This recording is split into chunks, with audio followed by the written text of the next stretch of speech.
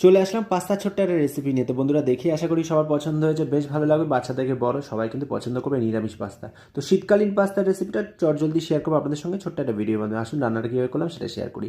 ঘরে যে যে সবজিগুলো ছিল এখানে সেগুলো নিয়ে নিয়েছি। ক্যাপসিকাম নিয়ে নিয়েছি কড়াইশুঁটি বলছি, বরবটি, আলু, আর নিয়েছি গাজর, দুটো কাঁচা লঙ্কা চিড়ে নিয়েছি। প্রথমেই নুন আর তেল দিয়ে পাস্তাটা বেশ খানিকটা সেদ্ধ করে নিয়েছিলাম, মানে 80% মধ্যে সেদ্ধ করে নিয়েছিলাম। আর 80% মতো সেদ্ধ করে জল ঝরিয়ে নিয়েছি। এখানে তেলের মধ্যে সমস্ত সবজি লঙ্কা সহকারে হালকা করে ভেজে নিচ্ছি। স্বাদ অনুযায়ী দিয়ে দেবো এর মধ্যে নুন। আর এখানে পাস্তাটা জল ঝরানোর জন্য দিয়ে দিয়েছি। নুনটা বেশ কিছুটা পরিমাণে দিয়ে যখন ভাজা ভাজা হয়ে আসবে সমস্ত সবজি, এখানে কিন্তু যেহেতু শীতকাল ফুলকপি পাওয়া যাচ্ছে, ফুলকপি অ্যাড করা যেতে পারে, কড়াইশুঁটি করা যেতে পারে, যা যা দরকার অ্যাড করতে পারেন। আমি আর অত কিছু দিলাম না, ঘরে যাচ্ছিলো তাই যে নিরামিষ পাস্তা রেডি করছি সকালের টিফিনের জন্য।